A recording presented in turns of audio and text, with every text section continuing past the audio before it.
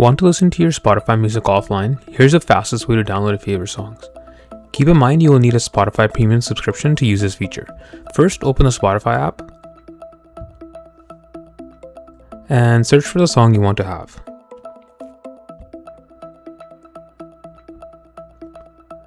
The easiest way to manage offline music is to group it all into one dedicated playlist. So let's click on this and add to playlist, and let's just name it offline music.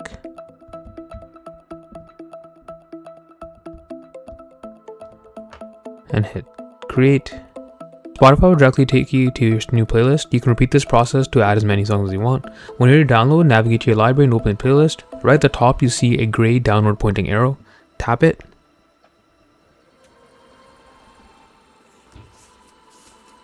The icon will start spinning to indicate the download is in progress, and once the arrow turns green, your music is officially saved to your device.